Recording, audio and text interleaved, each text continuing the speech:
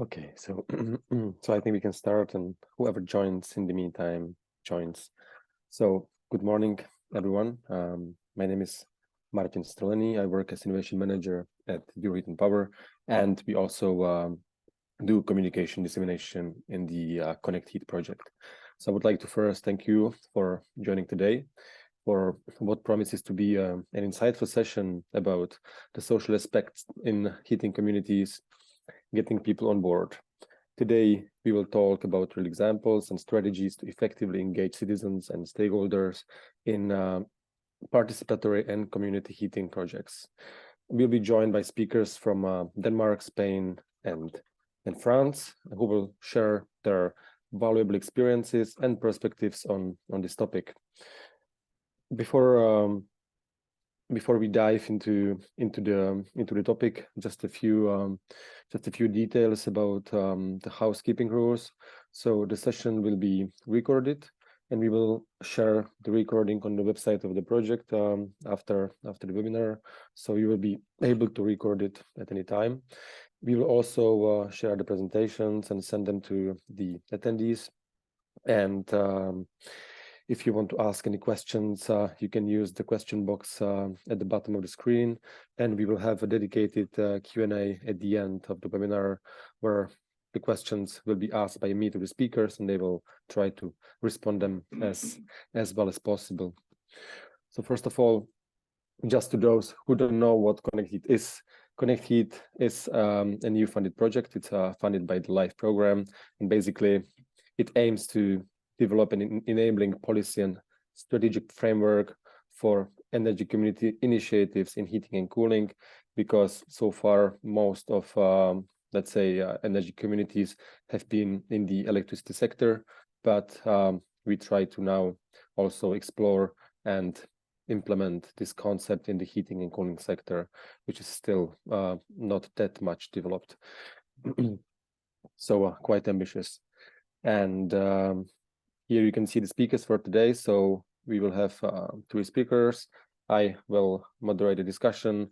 We'll have Per Alex from Plan Energy, Gabriel Lopez from Instituto Tecnológico de Canarias, and Nicolas Lepin from R43. And you can see here on the screen the menu for today. So we will start with cooperative district heating in Denmark and how to engage citizens in these cooperatives. Then we will have another session on decarbonizing the hotel industry from communities with a case from Gran Canaria. So this is actually the pilot case from our project. And then we'll have a final presentation about social aspects in heating communities in France. And then, as I said, we'll have, give or take, 30 minutes at the end to answer any questions from the audience. Before we start, I would also like to invite you to our third and last webinar of this series, which will take place on the 13th of November at 10 a.m. And it will deal with the topic of innovative financing and business models for thermal communities. So I will share the link to register in the chat right after the first presenter starts, so you can register if you are interested. And now I will give the floor to Per Alex, who will start the first presentation about getting people on board in Denmark in cooperative district heating projects. So Per Alex, let me know if you are ready. Yes, I'm ready. Thank you, Martin. Perfect. And good morning to everyone. And as you can see in this session, I will present Support DHC, which is another LIFE project started last year. And the topic is to support in transition to climate neutral district heating.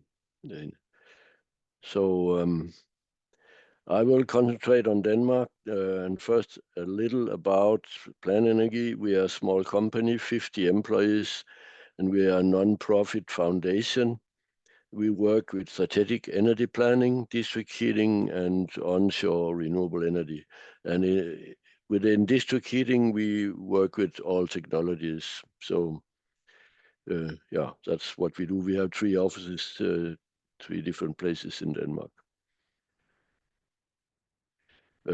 First case I will show you is the island of Bornholm, and this is a case about new district heating, where there were some years ago there was only 2 small district heating companies in Bornholm and a large one in the biggest city, but the rest had individual oil boilers. And it's around 40,000 inhabitants. And if you look at the right, you can see it's in the Baltic Sea, and it's a quite long distance from Denmark, but still it's a very popular holiday place in Denmark because there's a lot of sun, so it's also called the Sunshine Island. So if you have never been there, go there. Yeah. The steps in Bornholm to new district heating was, first step was heat planning. We have had heat planning legislation in Denmark since the 80s, where the municipalities are making planning for heating all the buildings in the municipality.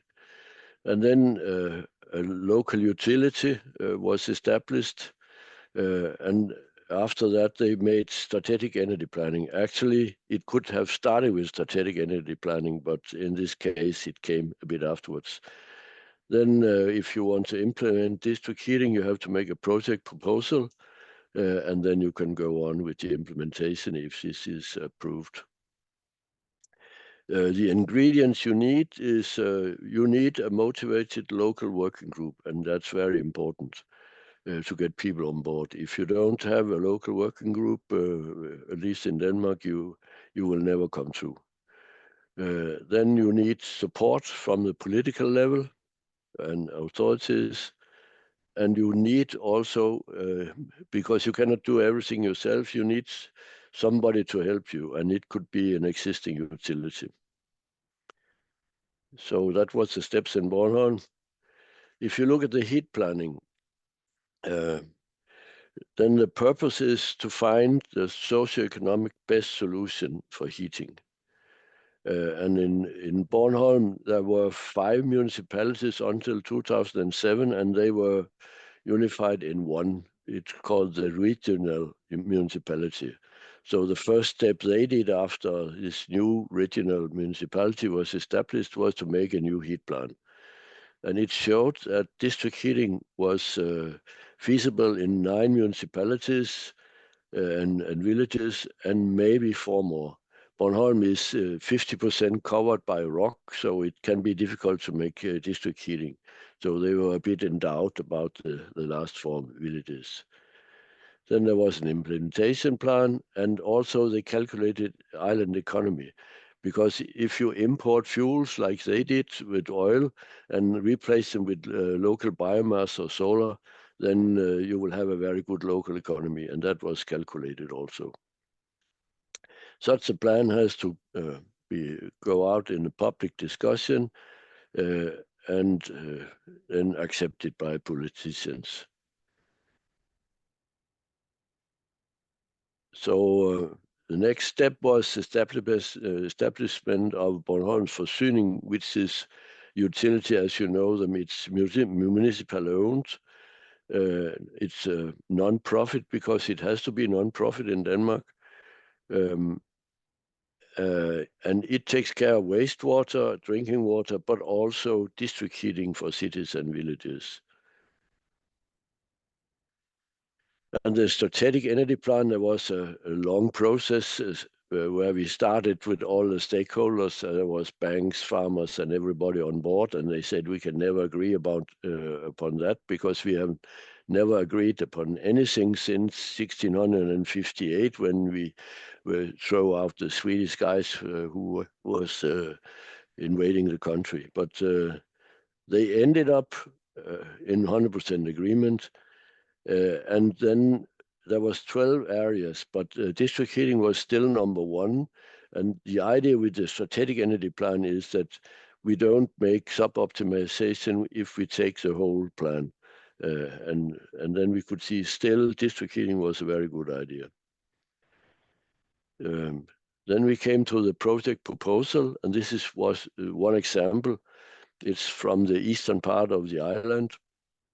And this is just a calculating if 75% was connected, then over 20 years period, there was more than 5 million euros in socio-economical surplus. And the island economy was very nice because they would save nearly 13 million euros, which they should have used for importing oil.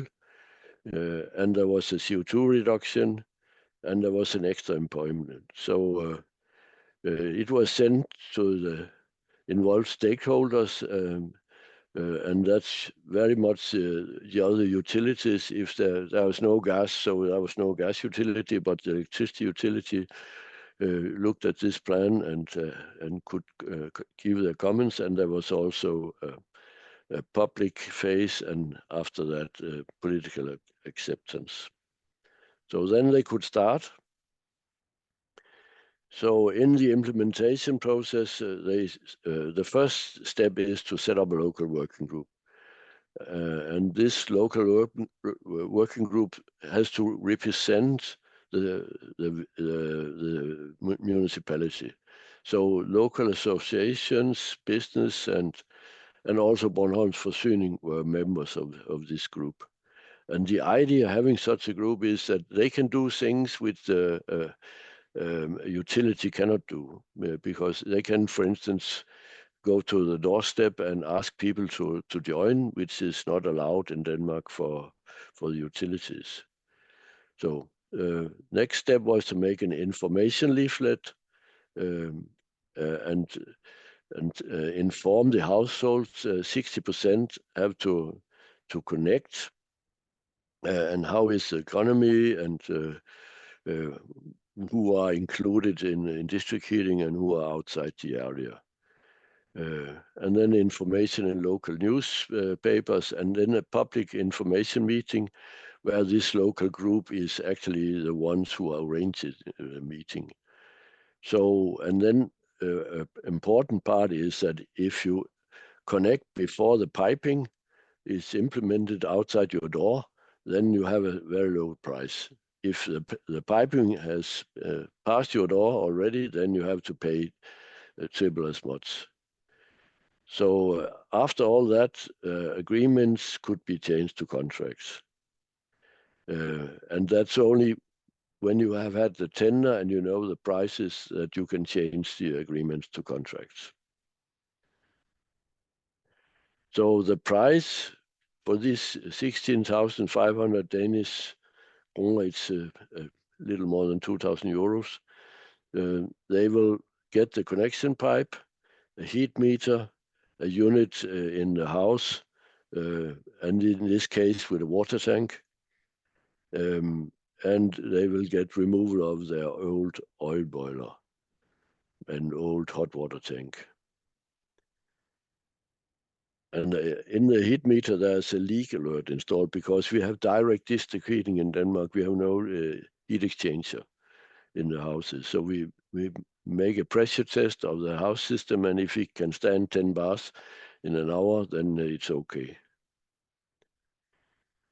Then the arguments was, this is compact heating. Actually, you save some square meters in your house, nearly no maintenance, no smoke, CO2 neutral, and there's a lot of nice arguments, but the main argument is lower energy costs. It's like that, and then you can try to say a lot of nice things, but if it's more expensive, then you will never get people on board. Only the richest people will get on board, and people who have not so many money, they will say no, and then you cannot reach the percentage you need. Leakage alert include, and it's prepared for solar thermal. Financing, even if you have a very cheap start, you have to the consumer has to pay all the costs. So there's no mercy there. But it's a cheap loan. It's a guarantee from the municipality, and In this case, it's a 25 years loan, so it gives quite nice heat prices. So the results was new district heating in 7 cities. That was the first phase, and then there was a new heat plan in 2013, and another 6 cities came on board. So all 13 cities which were in the first heat plan has actually now district heating in Bornholm. And they use local biomass. It can be straw, but it can also be wood chips. So they have both. So that was new district heating. Then we have a lot of existing district heating plants in Denmark. So there's also people on board in these district heating utilities. And we have 350 district heating companies, and the majority of those are consumer-owned. It's cooperatives. So 286 are cooperatives, but 58 are owned by municipalities, and that's actually the largest. And then there are 10 other companies owned, a few owned by E.ON, but it's not very attractive to be a private owner of a district heating company in Denmark because it's a non-profit company. It has to be. So how is it in the cooperative model? There's a general assembly that's 1 per year normally, and they elect the board, and the board can be 5 to 11 members according a bit of the size of the corporation. And then there's the board, they hire the staff, and the staff can for small district heating utilities, it's maybe 3 persons, and for a bit larger, it's 7 persons, but it's not very many in the cooperatives. I think the largest cooperative in Denmark, it's Høje Taastrup. It has maybe 40 employees, and they serve a lot of, I think they have 15,000 or 20,000 consumers. So typical people in the board, it's you could say a macher, a champion. That's a local person who is very active and who people knows. They are very often elected to such a board. Somebody with a technical background, also very popular, and economical background. And then very often there's a teacher, because everybody knows the teacher, and there has to be a politician if the municipality wants that. There's always a seat for politicians, and then maybe a lawyer. So these skills are very often represented in the board, but it's democratic election by the General Assembly. Example of roles. Hadsund Fjernvarme.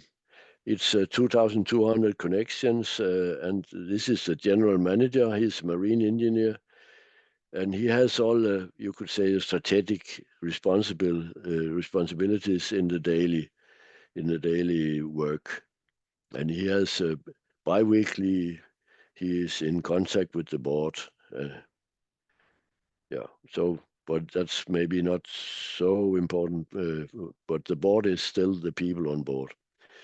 Then the municipal district heating, that's like Bornholm Forsyning also, they have different topics. And if you look at heating, the board there is in Brønderslev. This is the example from Brønderslev. They have 3 politicians and 2 elected by consumers. That means that the politicians have actually the majority here.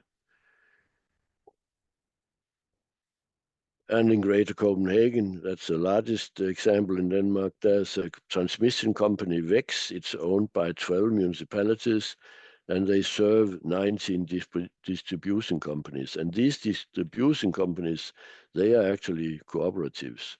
So you have a municipal-owned transmission company, and they serve the cooperatives. All democratic ruled. You need a master plan. for ruling a district heating company.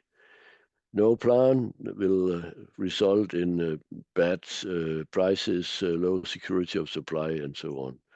So this master plan is made for every company, and they renew it every maybe more often 5 years or 10 years, because things are changing very quickly these days. So, but it has to be renewed, so it can be used all the time. And the planning for the small district heating cooperatives, it's actually very often the chairman of the board and the general manager who makes this kind together with a consultant. And in larger companies, they do it themselves. Decision making is, if it's very strong, very expensive decisions, it's made by the General Assembly. It could be implementation of a solar plant, or it could be you could say, radical transition decisions. They are taken by the General Assembly. And if you then go down, then the daily operations is connection of single houses and single roads and so on. It's made by the general manager and his staff. Danish district heating is not for profit. And that's very important. And they are only allowed to include illegal costs in their cost.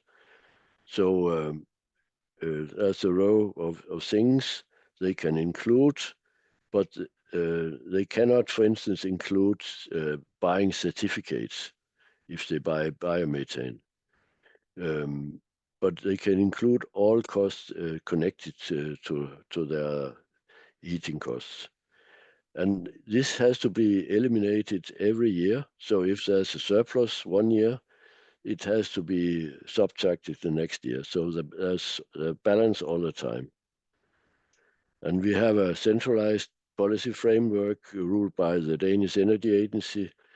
And there's a regulatory authority also controlling that everything is correct.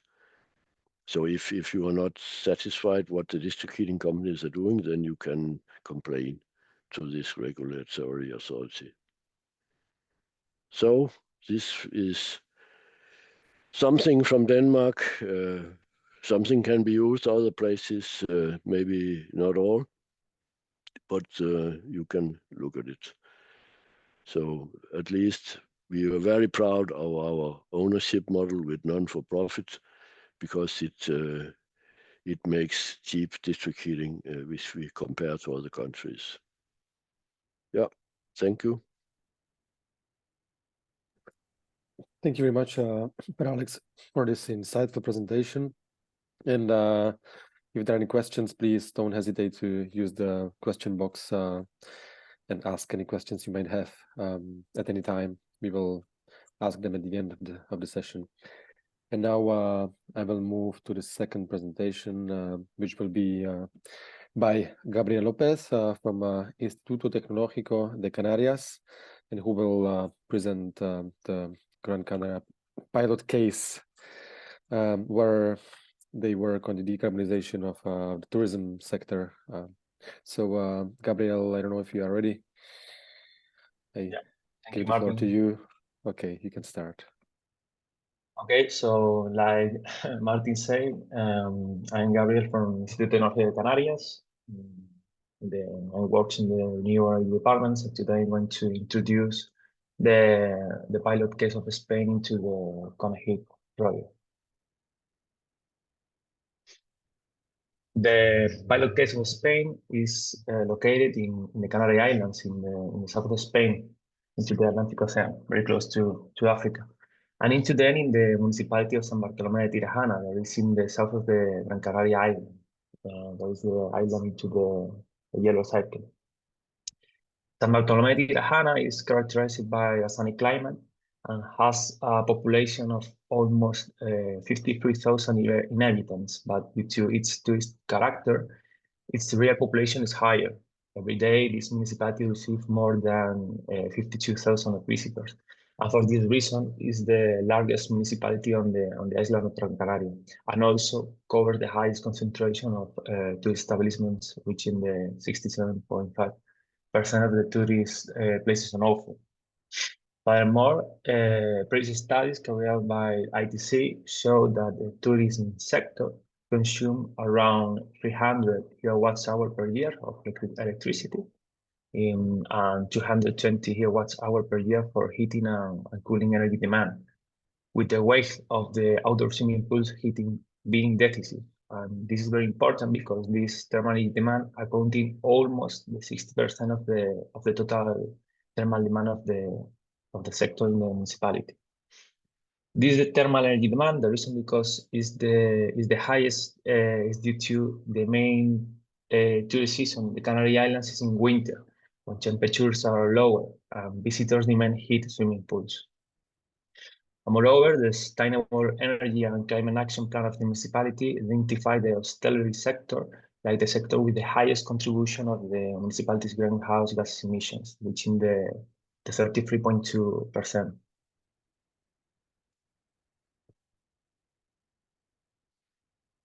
The first question that we can ask ourselves is why are renewable energy community in tourism urban areas?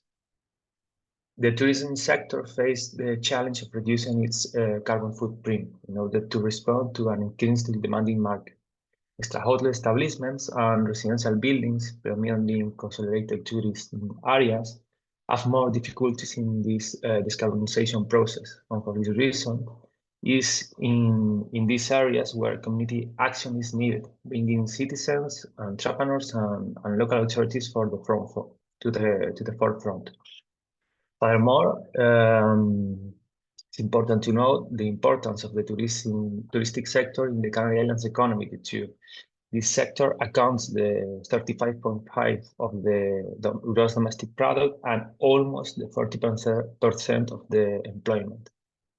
As a consequence of this, and thanks to acknowledgement of the early situation in the tourism sector, we decide to focus our pilot case in these areas. The consolidated tourism urban areas in the Canary Islands represent a great opportunity for the development of renewable energy communities based on the thermal vector, because they are areas where there is a high density of thermal energy demand and where tourism buildings and citizens coexist. The residential buildings that we can find in these areas are usually extra-hotel buildings that end their tourism activity to be reconverted into residential buildings. Furthermore, it's important to note also that hotels, which are considered large companies, have traditionally been forerunners in the use of high efficiency technologies and renewable energies. And this is something that has not been always been within the reach of extra-hotel establishments, which are considered small and medium enterprises, and residential buildings. In addition, the heating of swimming pools is a great challenge for extra hotels and residential buildings because in Spain, the legislation established that outdoor swimming pools must be heated with energy from 100% of renewable sources.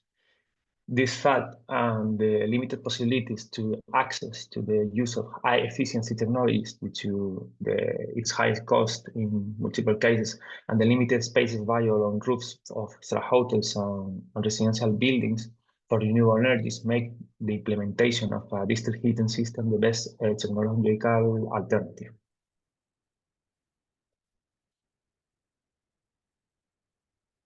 One of the first steps into the project was to create a stakeholder advisory group to identify the main barriers for the development of renewable energy communities based on the thermal vector and to find solutions to boost it. In this sense, the Federation of Hotel and Tourism Entrepreneurs of Las Palmas, the FPHT, has collaborated with the Instituto Tecnológico de Canarias from the beginning of the project to raise awareness in the sector and evaluate the interest in community energy projects in the field of heat and cogeneration in the tourism sector.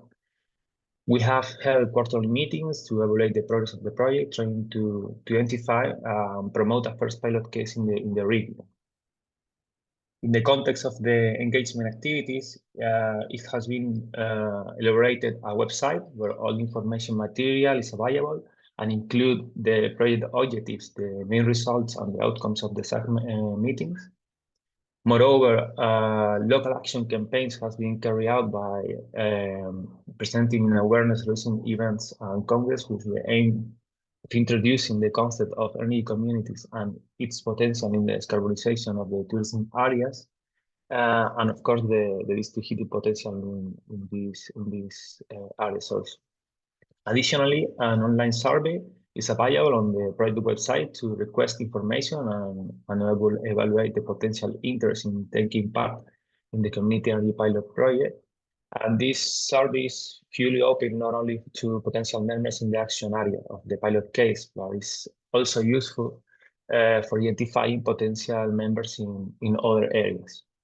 And additionally, and finally, an online workshop was organized by ITC with the support of the FUHT of Las Palmas and the local authorities to try to mobilize stakeholders and owners of hotel resorts and hotels and citizens with a total participation of 58 people.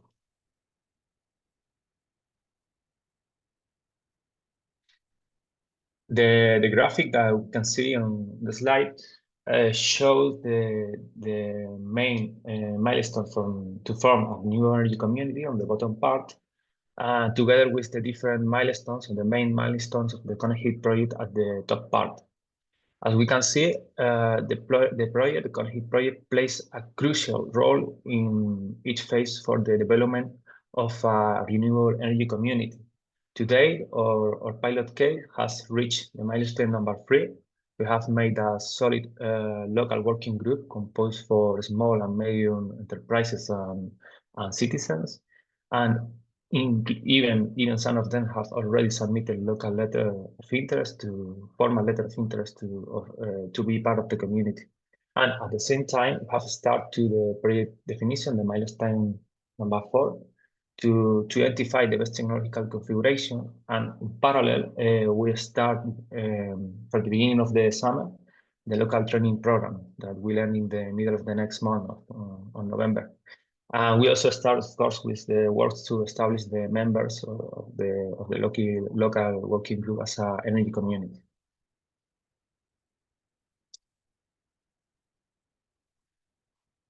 About the local training program, the local training session has been designed to specifically target the training needs of local stakeholders and potential members of renewable energy communities.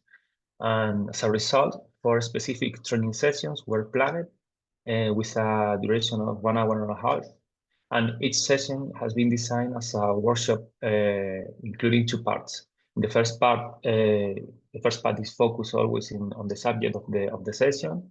And in the second part, different experts and regional at the national level participate to contribute with their experience.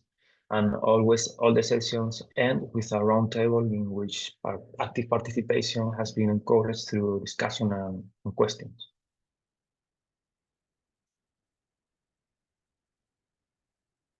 The ConnectHeat Stakeholder Advisory Group of Spain is a voluntary participation committee in which ITC has brought together the most relevant stakeholders to the development of energy communities in the urban tourism areas, the municipality of San Bartolomé de Tirajana. And this group is open to the participation to other agents that may be identified or suggested during the course of the project. For example, energy utilities, heating and cooling companies, or financing actors. During the project, ITC have met multiple times in parallel with each of the SAG members, and at the same time, also group meetings with the objective of discussing the different barriers and challenges that has been identified on proposing supportive solutions to them, as well as about potential members and the identification of the best areas for the generation facilities. The main representative agents involved in the development of the pilot case into the SAG are the Municipality of San Bartolomé de Tirajana, the already named Federation of Hotel and Tourism Entrepreneurs of Las Palmas, the Cabildo de Gran Canaria, that represent a regional authority, and the University Institute of Tourism and Sustainable Economic Development of the University of Las Palmas de Gran Canaria.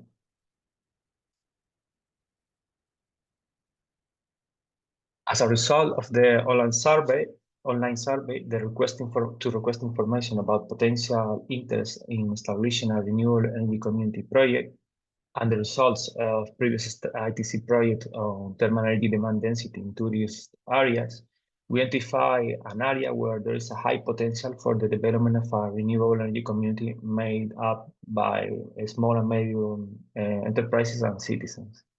As we can see in the picture, the area around the green line consists of a block it's into the Playa del Inglés Tourist Center, which the buildings are very close to each other, very close also to the beach and to the sea.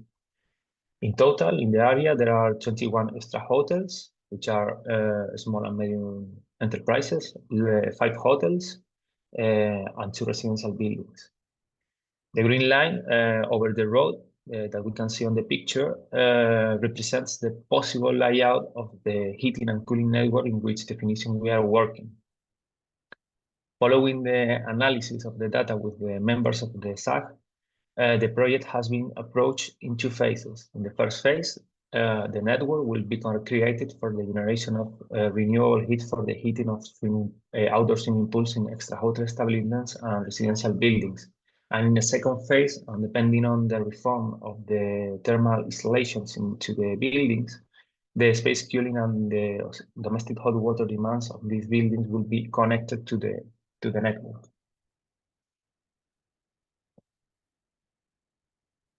In this, the picture of this slide represents the long-term objective of the project on the left and the short and medium-term objective of the project on the right. As I said, there are many extra hotel buildings in the area and also more residential buildings with citizens living into them.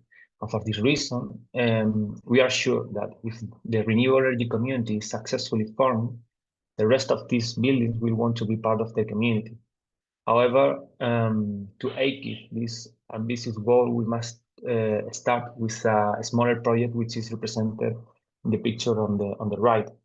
The short and medium project objective consisting on 4 small and medium enterprises and 1 citizen building with 120 dwellings, with the aim to generate environmental, social, and economic benefits, of course, rather than financial benefits, and driving by a pilot project for the generation and distribution of renewable electrical and thermal energy to cover the thermal demand for the heating of outdoor swimming pools in the first phase, as I said, and in the second phase will be integrated the rest of the thermal demand.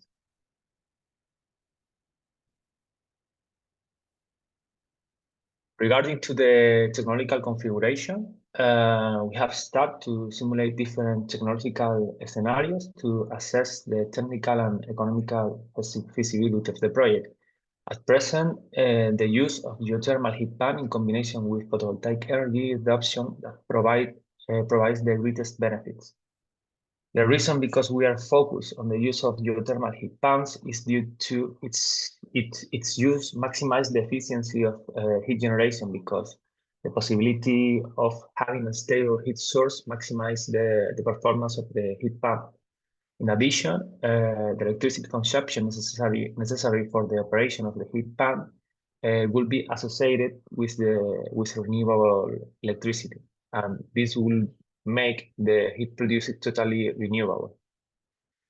It should be noted also that this technological solution can only be achieved in these areas through community energy projects for the reason of economic viability and the necessary permits for the installation of geothermal wells on public land. The permits is one of the main challenges in which we are working now in collaboration with the municipality.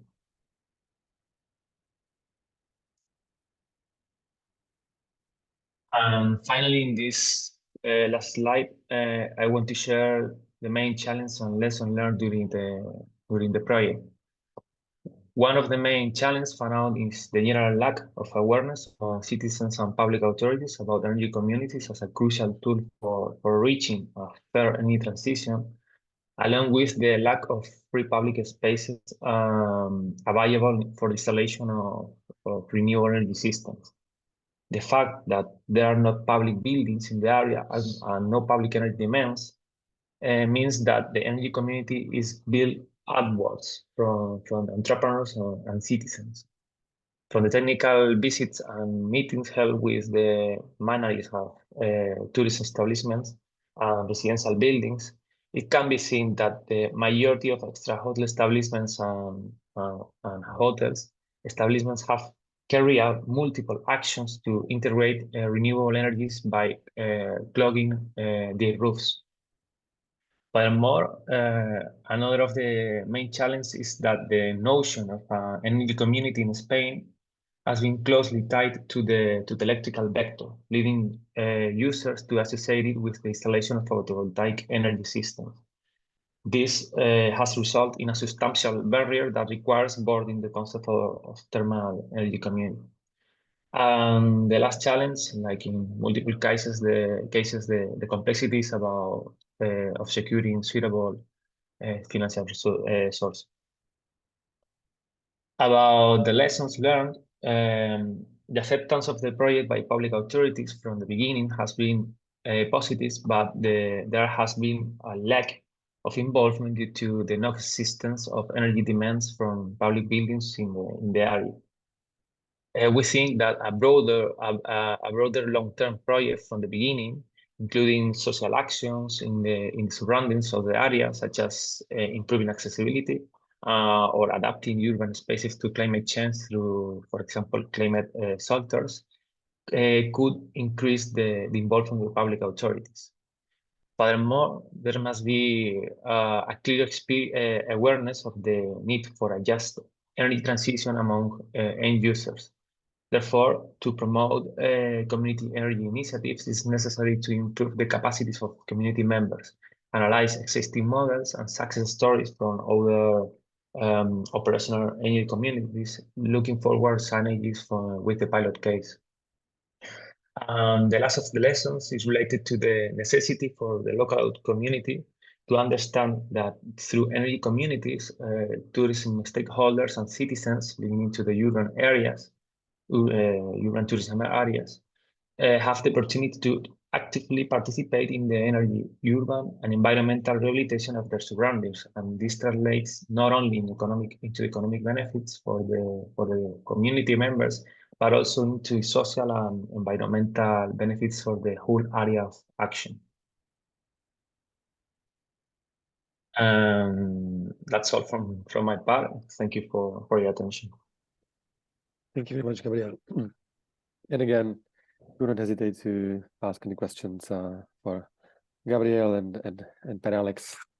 And now I will give the floor to Nicolas from R43, who will present some feedbacks from France concerning citizens and stakeholder involvement in community heat projects. So Nicolas, I don't know if you are ready. I will give the floor to you. I am ready. Can you hear me? Perfect. It's okay? Yes, I can hear you. So let's go. Hello, everybody. I'm Nicolas Lepin, and I'm a Renewable Heat Project Officer in a small cooperative in France called R43. And as Martin introduced, I will talk about citizens and stakeholders' involvement in our heat projects. So the idea of my presentation is to show you how what are the dynamics of participation and how it had evolved through time, because we are quite old cooperative since the first collective were born in 2001. So actually participation evolved, and that's what I will try to explain. So first, 2001, our cooperative actually were not a cooperative, it was an association, a group of 10 to 15 people gathered to raise awareness about ecological issues and especially about the production of renewable energies. So during few years, they made different kind of workshops, school interventions, etc., and also feasibility studies and concerning wood projects, heat projects. And so during those years, the dynamics were kind of involvement of founders who were green activists. Most of them were local inhabitants. Yes, just to say, it's we are in a really rural territory, so it's a specific context. And there were kind of strategies to involve other stakeholders, mostly through relationships and participation to local manifestations and meetings with local authorities. After a few years, this group of people made an observation. As I wrote, a lot of talk for little action, like many studies, many workshops, but almost no projects, no concrete projects. And also the economic model was a little too weak to help the collective last. So they decided to turn in cooperative in 2007, and this turn was the aim was first because there were members that wanted to develop the professional activity, live and work locally, and also there was the will to pass from sensibilization, raising awareness, to concrete action, and to develop renewable energy projects, and especially biomass with wood chip. So yes, 2007, passing from talk to action. And then during few years, the cooperative worked around the economic model, and especially around wood biomass projects. They made advocacy toward our national agency to get grants for small projects, because in rural area it's not about developing one big district heating project, but it's more about small plants in different places. And at that time, there were no grants for such projects, so there was an advocacy work, and also the people, they worked a lot about on designing technical solutions to make projects viable. So it was about designing, such boiler room plants, wood that are really cheaper than usual solutions. And they get inspired by city district heating projects, and they designed a service economy model based on investment by the cooperative, building and operation of those small boiler rooms, and also small district heating networks. So in few years, let's say we developed a kind of new energy operator that tried to fill the gap between the tree and the radiator, or the forest management from one side to the energy production and distribution and consumption. So few projects were developed during years. for different kind of beneficiaries, retirement homes, swimming pools, small district heating networks. Sorry, and also parallelly we've been working on short circuit management, collecting local wood and operating the crushing and on the different platforms and the deliveries. During that period of design,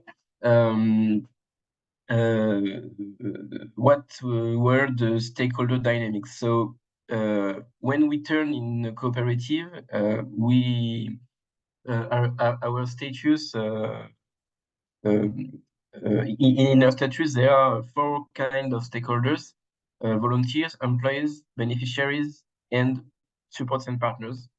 So volunteers, most of them are initial founders. They actually helped designing the model, but time after time, we observe few renewal of this category.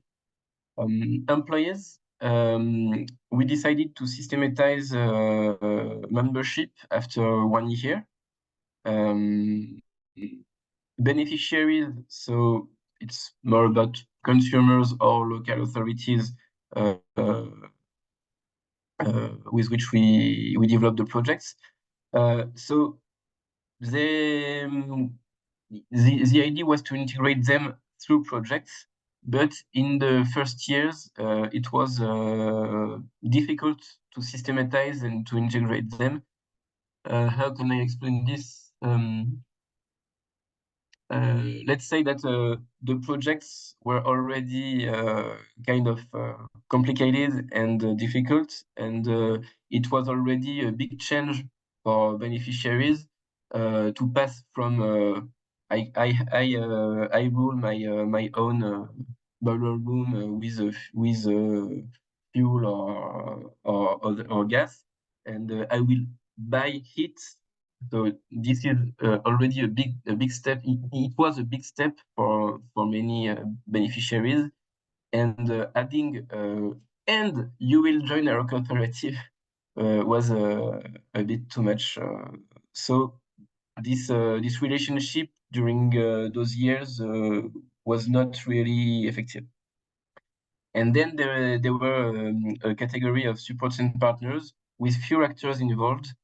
Financial or operational, such as wood suppliers, for instance. But still, it was not that easy to gather local actors and especially operational ones. And we decided to create another cooperative for installation work. Well, in 2013. And then 2015, 2020, our cooperative started to face different governance issues. I don't know if you're familiar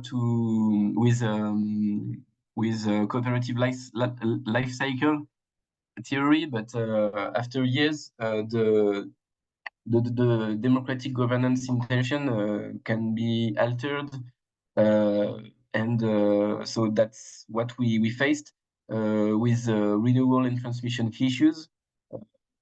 From one side, we had more and more different employees, but less and less volunteers. So it changed the participation dynamics. With few renewal of citizen engagements. Also, we observed that the economical issues were taking more and more place than the political or ecological, let's say, ones. And for instance, we used to talk a lot about how to develop projects and how to to have an economic equilibrium, but we didn't talk much about where did the wood came, and on forestry issues. So those our growth implies pressures and what we call oligarchization risks, like just only a few people in the cooperative and always the same were deciding and were really following the cooperative development. So we decided to address those problems and to work both on our internal cooperative life and our external existence. And that's what we did during last years. So first, about internal cooperative governance, we try to think to regularize memberships in projects. So now every project we develop, we propose to beneficiaries to get on board, and we try to build a trust relation and to build transparency on economic issue, for instance, on economic model. Around projects, we are also trying to get closer with the wood and forest actors, even if it's not that easy, because there are many different kind of actors, so not that easy, but we are trying to do so. We are working on integration of those members, and we are organizing and offering different kind of places to get people to know each other. We also, one of our big work is to rethink our governance bodies, roles, and animation of the cooperative life,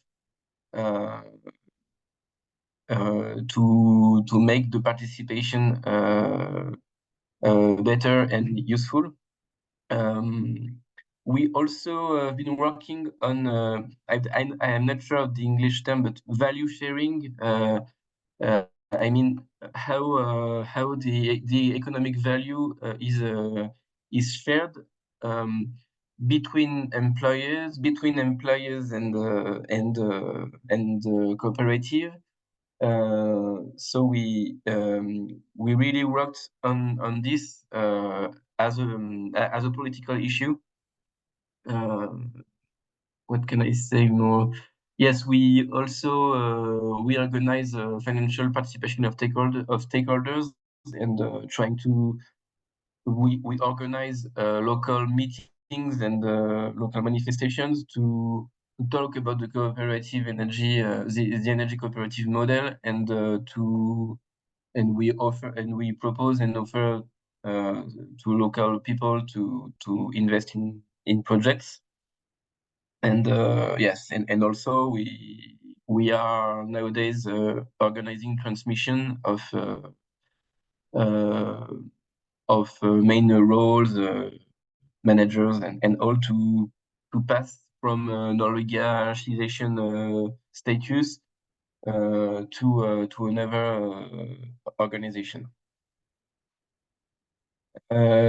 So yeah, those days we also developed new kind of projects, such as small district heating networks, as you can see on the pictures.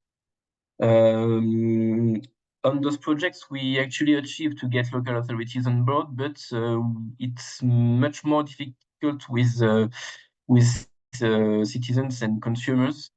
We communicate, but people, they don't really want to get on board till now. Maybe it's a little too new, or maybe we communicate not enough. But yeah, still they prefer saying that, okay, it's the mayor and the local authority that represents us. So yes, just a map to show you where we are now. In red, it's our plants. We also do photovoltaic power plants, so you have this in yellow. Yes.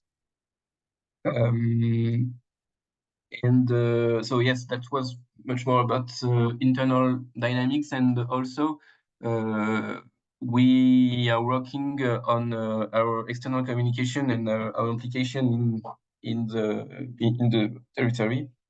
So we organize local mobilization events, as I said.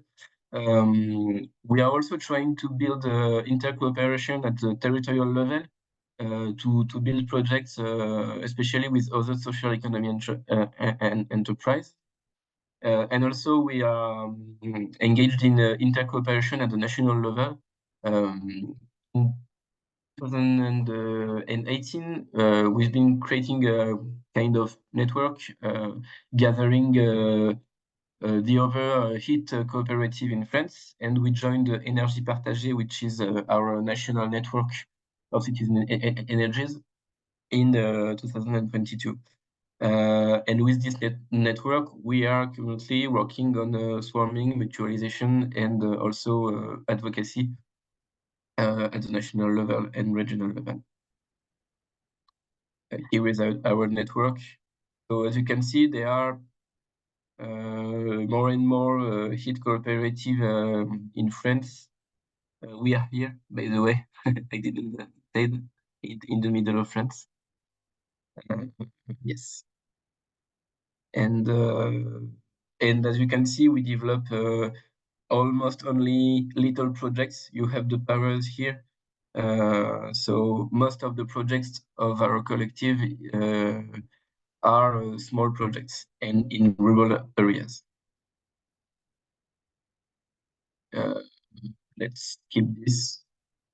And yes, to conclude, I can say that obviously stakeholder dynamics evolve through years after years. We passed from a collective of citizens and activists, then with a professional turn, with less volunteering and a kind of hybridation of employments, volunteering, and partnerships.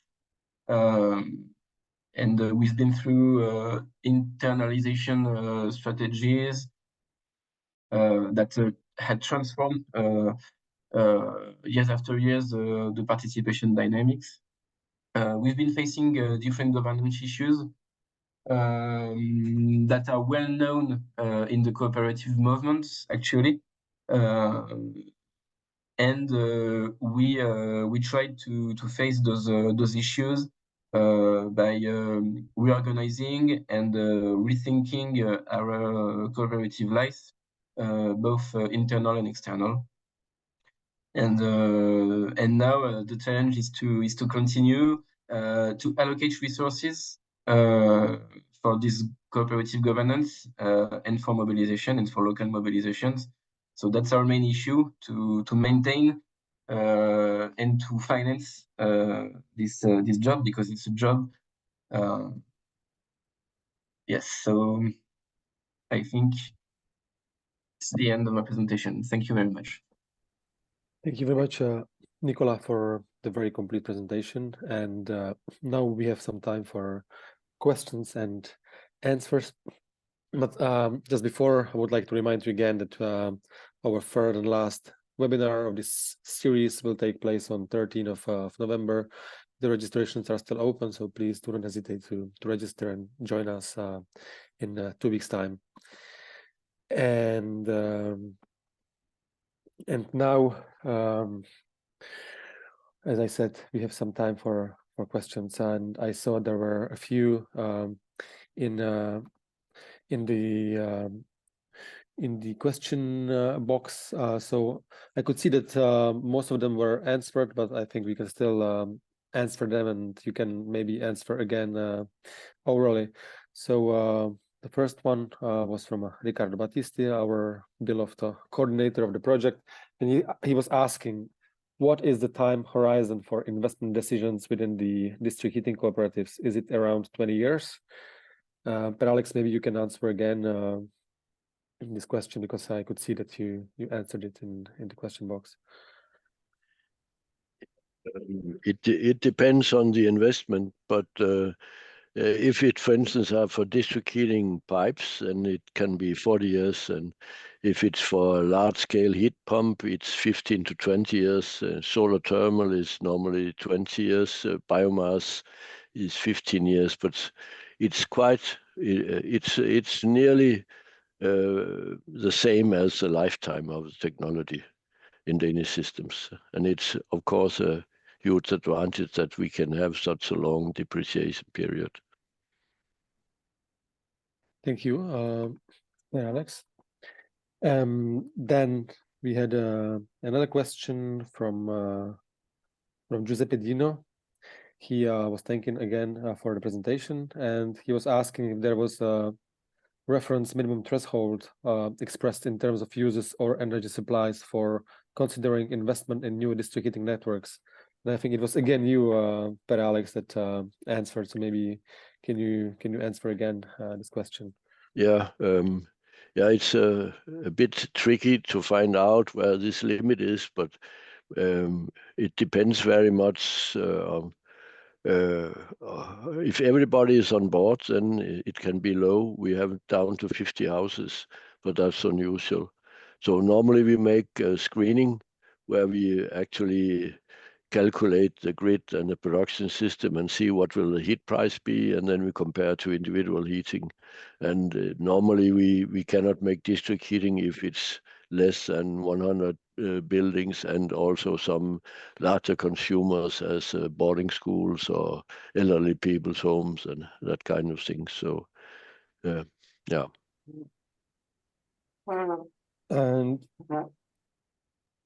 But you said that you still have some district heating with 50 households, even though normally you need 100. So what are the main motivations behind, let's say, developing such small networks? Because it might not be so financially interesting, right?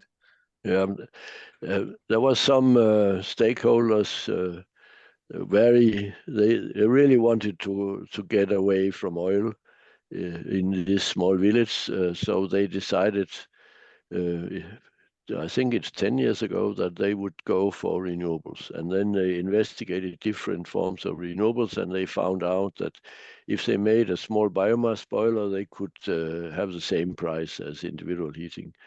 So that was what they did, and there's a lot of volunteering here, so that it makes it cheap. So I think they have not paid people to take care of the things. So that could be a way to do it, but it's unusual. It's called Föns, and it's very well known in Denmark, but they are really enthusiastic. Yes, indeed. We always talk about Denmark as the front runner case in Europe.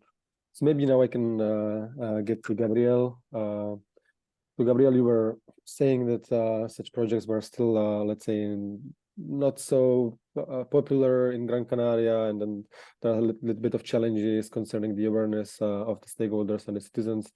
Do you plan on doing any further, let's say, actions to spread awareness in the next years to develop such projects in Gran Canaria? And second, you said that you are now in the third phase of let's say of the project development, which if I understood correctly was the identification and involvement of the stakeholders. How long do you think it will take to get to the final phase, meaning the actual implementation of the project?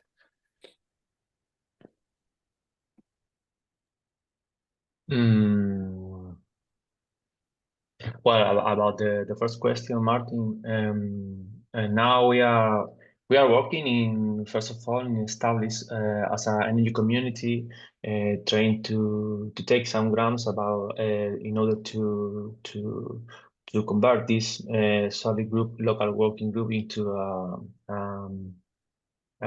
energy community, and to take in advance these own members as a catalyst in order to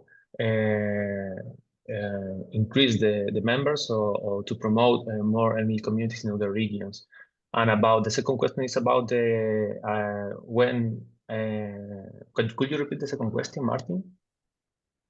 Yes, that you were showing the timeline of the, let's say, of the project, and you said that you were in the third step, which was the identification and involvement of stakeholders. And I wanted to know how long do you think it will take to get to the final phase and to the actual implementation and to the actual deployment of the project?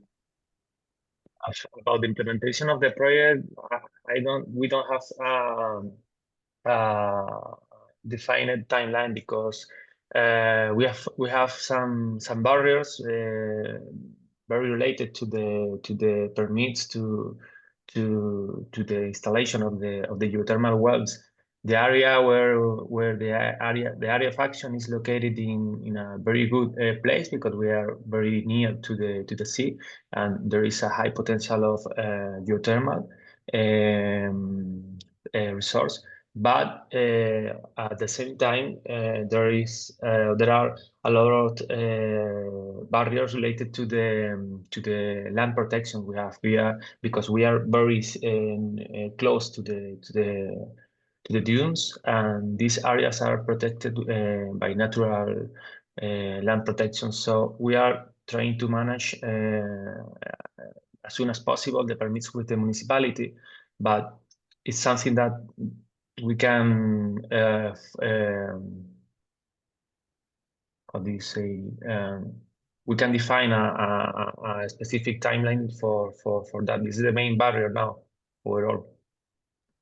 So the main barrier is the, let's say, more the regulation side. Yeah. Okay. Yeah. I can see some new questions in the question box. So first, again, Ricardo, very active today. You will win the prize for the most active attendee. So Ricardo is asking Nicola, I'm curious about the situation in France regarding the implementation of the EU RED, Renewable Energy Directive, on energy communities. Was it transposed at national level? And does the transposition also address heating communities, or does it include provisions on electricity only? Good question. I'm not an expert on on Web 2 directive, but it's currently implemented, and yes, heating communities are addressed, but there are two definitions and two type of communities, and only one can be heating communities. And but there are actually no laws that promote such communities in France. We are waiting for this, but as you know, in France there are some political troubles nowadays. So thank you, Nicola. This is also why we are trying to advocate within this project to include heating in the legislation in the future. There was also another question from Giuseppe Dino. So I think this is more towards what Alex was talking about before. Was it necessary to replace the user's emission systems in order to include low temperature heat sources? For example, replacing radiators with heating floor or fan coils, and who made this investment? That's a good question. You want to answer, Alex? Yeah, I can answer. It was not necessary because the flow temperature from the biomass plants is 75 degrees, and that's enough to replace the existing system in the buildings. So they didn't have to do anything, just to remove the existing installation and install a substation from the district heating company instead. So if they wanted to do more, of course they can do it, but it was not necessary to be connected. And Nicola, would you also like to react to this question? Yes, it's I agree with this technical aspect, but in France we used to have in the 70s 90s an electric policies and based on nuclear, and so there are many houses that are heated by electric radiance. So they cannot. So they had to invest in their secondary distribution network, and it can be a problem. It can be a problem for different people. In some case, for big buildings, sometimes we can invest for them. It can fit in the economic model. But for example, for houses, it's not possible. So people have to do this investment, and it's a huge barrier. Usually, they do not get on board because of this. So we are trying to advocate to get grants, national grants for people who want to change their heating systems to to to to get heated by district heating networks, but it's a difficulty. Yeah, just a comment, because in Denmark, when we make transition, normally we don't count electrical heated buildings in who we expect to be connected to district heating of the same reason. And there are some systems where they can implement pipe system in the buildings, and it can also be quite nice, but it's unusual. So somebody are doing it, but I think, like Nicholas, that you need subsidies from the state. Yeah, that was supposed to be my next question for Nicola. I wanted to ask you how actually you fund these projects, because indeed I think the financial part is always let's say one of the critical elements to get stakeholders on board. So you said that you try to get subsidies, but do you also manage to get some participation from the people themselves? Yes, in France, since 2008, we have a national fund, a heat fund, and as I said, we try to make small projects funded by this grants in 2014, and so now we can get subsidies for investments. And we complete this, yes, sometimes with people's participation, with beneficiaries' participation. Like Alex said, it's we usually practice like between 2,000 and 4,000 euros. And yeah, that's all. And the rest it's banks. All right. And so do you think that just to add that nowadays this national fund ruled by ADEME is it's we don't know how long it will last, and it will probably had a cut in January. We are talking about 35%. So maybe it will be more and more difficult in France. And is it difficult to obtain funding from these national funds? I mean, the whole application process and the competition, or if you submit a good proposal, usually you are quite sure to get the funding from the state? It used to, because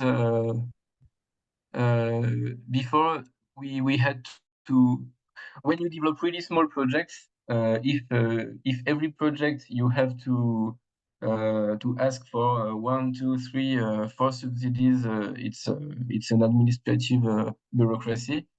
Now we can get we can develop kind of grape.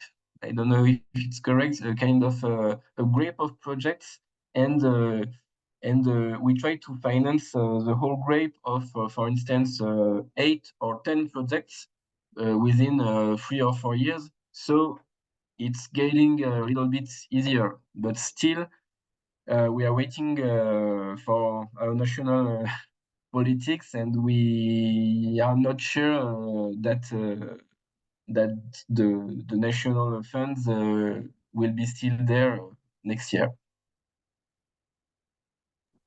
Thank you, Nicola. Indeed, the funding, let's say, scheme can change also on European scale quite fast. So, you know, also the focus of the financial instruments can change. So hopefully there will still be enough support. I have a question from Chiara Lazare, who is a coordinator together with Ricardo of the ConnectHeat project, and she's asking all speakers: are energy cooperatives also trying to promote energy efficiency measures towards the users beyond heat supply? So I don't know, would like to take it first. Maybe Per Alex can start. Yeah, I can start.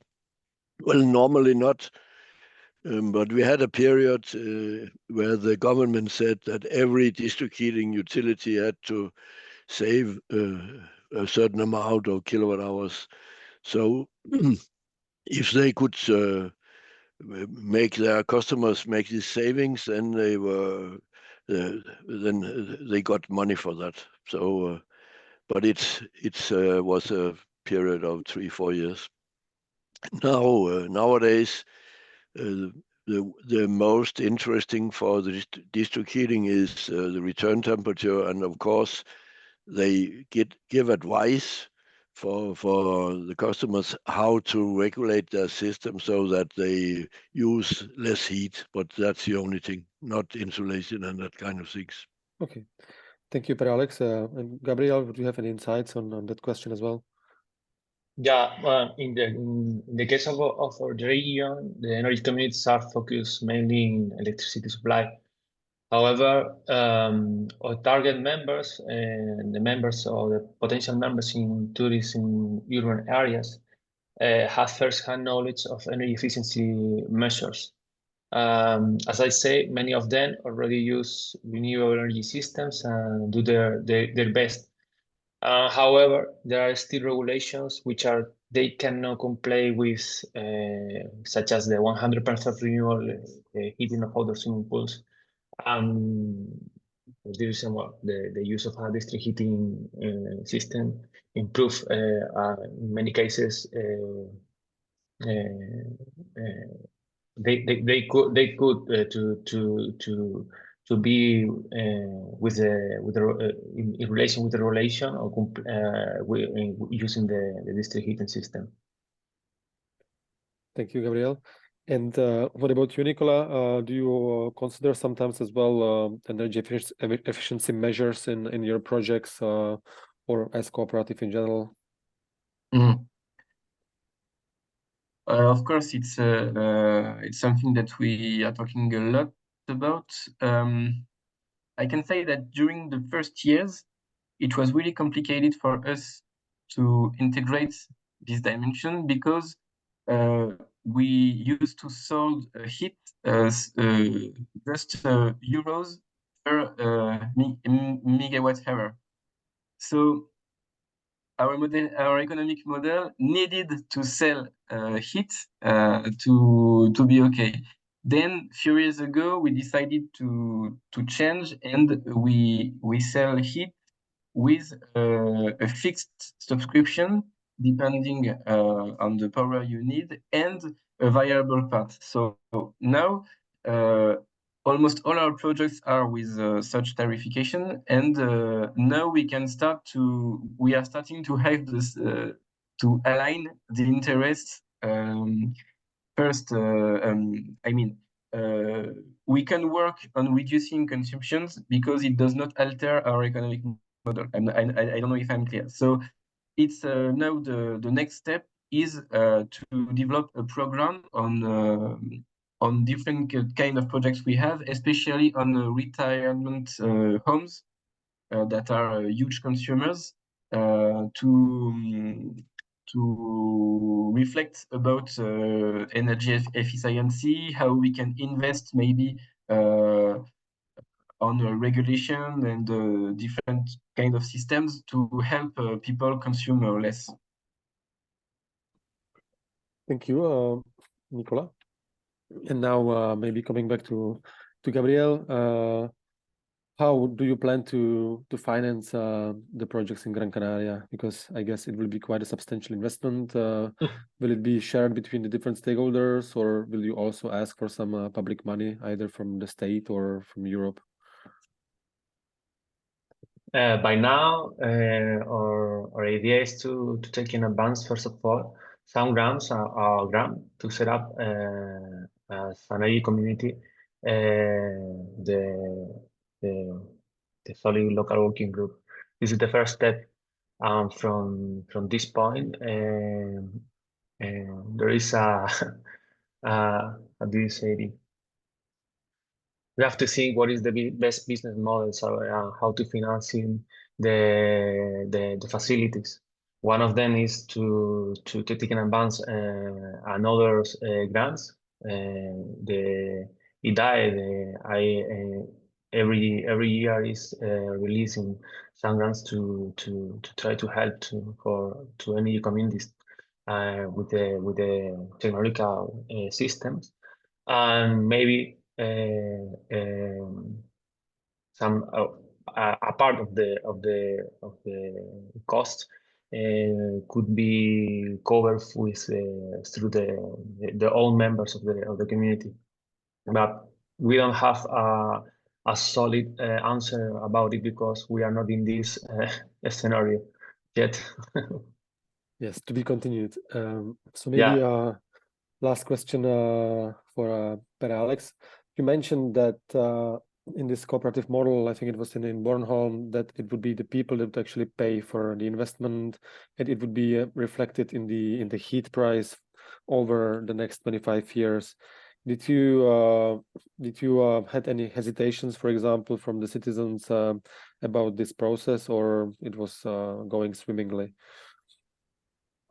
I think it was accepted because it meant that they could connect very cheap to the system, and it's our experience. And if you go out with you could say the costs, then it's more than 100,000 Danish kroner per household. You pay day one, then you cannot connect people. But if you can spread the investment over those 20 or 25 years, then it's possible. Because and it's comparable to their system, what else they have. So it has to be like that to compete with individual heating. Thank you very much.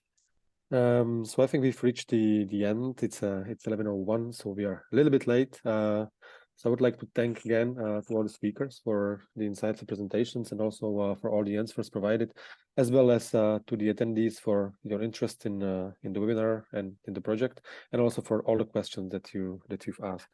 And again, we'll be happy to host you on 13th of November, where we organize another and last webinar of this series. So please register, and we will be looking forward to having you.